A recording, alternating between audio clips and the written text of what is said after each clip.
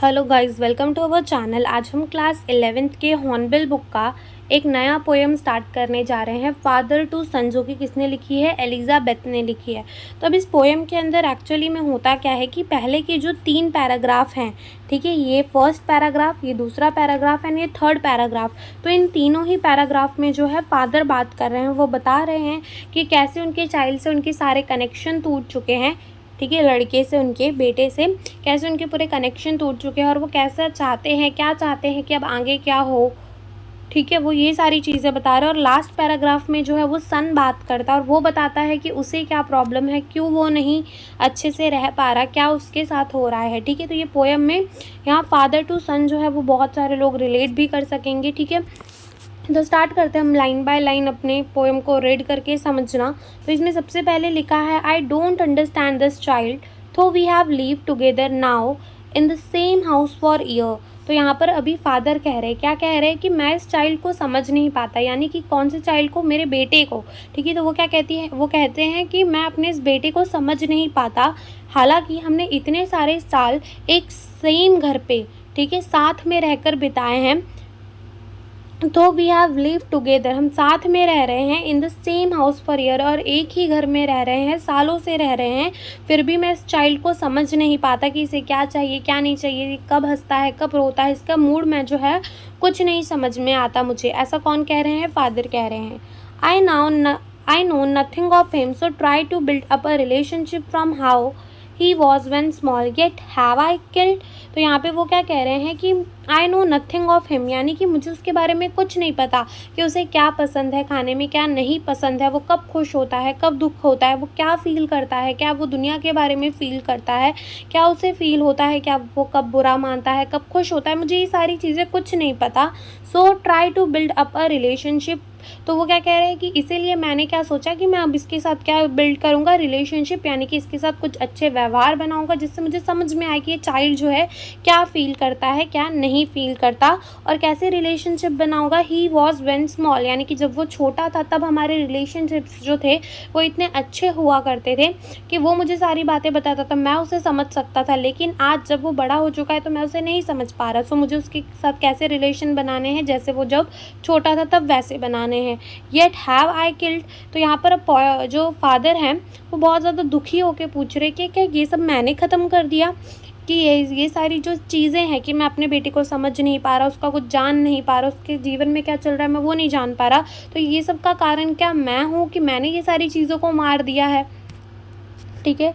Second paragraph में आते तो सेकेंड पैराग्राफ में क्या लिखा है? द सीड आई स्पेंड और so it were, the land is his and none of mine. तो ये क्या कह रहे हैं कि जो सीड को मैंने बोया था ज़मीन के अंदर, ठीक है, जो सीड को मैंने बोया था ज़मीन के अंदर वो कहाँ चला गया है, यानी कि इसका मतलब ये है कि जो सीड आई स्पेंड और शोन, इसका मतलब उनका जो बेटा जिनको उन्होंने पाल पोस कर इतना बड़ा किया, ठीक है, द लैंड इज हिज, यानी कि आज जो है वो अपनी लाइफ में अपने फादर को कुछ कंसिडर ही नहीं कर रहा, वो लैंड जो पूरी, यानी कि उसकी जो लाइफ है वो खुद की है, एंड नन ऑफ माइन, और उसमें मेरी कोई इंपॉर्टेंस ही नहीं है। ऐसा कौन कह रहे हैं? फादर कह रहे हैं, ठीक है।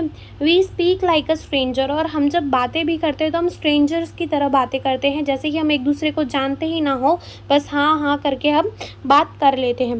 There is no sign of understanding in the air, और हम एक दूसरे को बिल्कुल ही नहीं समझ पाते, कोई भी साइन नहीं है अंडरस्टैंडिंग का एयर के अंदर, यानी कि हम बिल्कुल भी एक दूसरे को समझ नहीं पाते, बिल्कुल भी परख नहीं पाते क्या कब मेरे मन में क्या चल रहा है और क्या कब उसके मन में चल रहा है, ये दोनों हम नहीं पहचानते। This child is built to my design, yet what he love I can not share.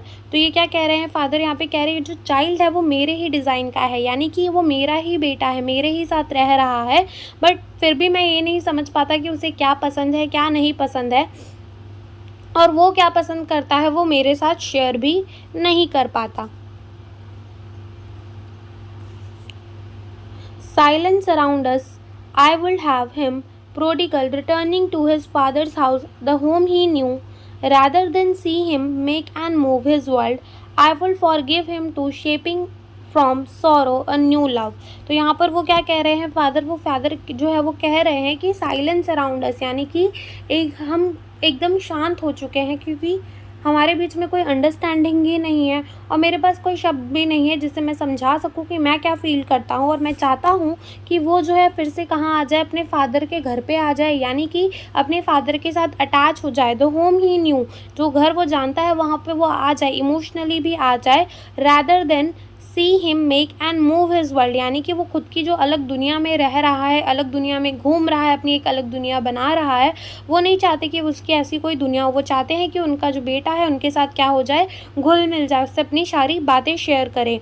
और वो कह रहे हैं I will forgive him too, मैं भी उसे माफ़ कर दूंगा, और जो दुख है मेरा उससे एक नया प्यार आएगा, यानी कि जितना भी दुख है उनके अंदर, जो उनके अंदर एकदम दुख भरा हुआ है कि मेरा बेटा मुझे समझता नहीं है, ना मैं उसे समझता, वो अपनी अलग दुनिया में जा रहा है, मुझे कुछ बताता नहीं है, ये सारी बातों से जो दुख है, और वो अगर उनका बेटा अभी भी उनके पास आएगा तो वो क्या करेंगे, उस दुख से एक नया प्यार जनरेट कर देंगे, एक नया लव बना देंगे। अब यहाँ पर पहली बार जो है वो बेटा कुछ कहता है, देखो बेटा क्या कहता है, father and son we both must live on the same globe and the same land. ठीक है, यहाँ पे वो क्या कह रहे हैं, फादर एंड सन जो है दोनों ही कहाँ रह रहे हैं, सेम ग्लोब में रह रहे हैं, सेम जगह रह रहे हैं, सेम लैंड में रह रहे हैं। ही स्पीक, अब ही स्पीक कौन है, बेटा। I cannot understand myself why anger goes from grief, we each put out an empty hand longing for something to forgive. ठीक है, तो यहाँ पे वो क्या कह रहा है, वो उनका जो बेटा है वो कह रहा है कि मैं खुद नहीं समझ पाता, मैं खुद को ही नहीं समझ पाता कि क्यों मेरे गुस्से में से जो है दुख हो जाता है, मतलब गुस्से में से दुख आता है, अगर मुझे गुस्सा आ रही हो तो भी मुझे दुख बहुत ज़्यादा होने लगता है, क्योंकि मैं खुद को ही नहीं समझ पा रहा, मैं खुद को ही नहीं, बिल्कुल भी नहीं समझ पा रहा कि मुझे क्या चाहिए, मुझे क्या नहीं चाहिए। तो मैं आपको कैसे बताऊँगा कि मुझे क्या पसंद है, क्या नहीं पसंद है, और हमेशा मेरे दुख से जो है मुझे क्या आती है, गुस्सा आती है। हम दोनों ही जो है अपना अपना एम्प्टी हैंड डालते हैं, यानी कि हम अपने ही दोनों जो है वो हाथ बढ़ाते हैं ताकि हमारी दोस्ती हो जाए, longing for something to forgive, ये सारी चीज़ों को भूलने के लिए। तो यहाँ पर वो बेटा जो है वो भी दोस्ती करना चाह रहा है, लेकिन वो ये नहीं समझ पा रहा कि वो करे कैसे, उसे वो खुद को ही नहीं समझ पा रहा। ठीक है, और ऐसा जनरली होता है कि लोग कभी कभी खुद को ही नहीं समझ पाते हैं। ठीक है, तो इसमें यही है इस पोएम के अंदर। Thank you for watching the video.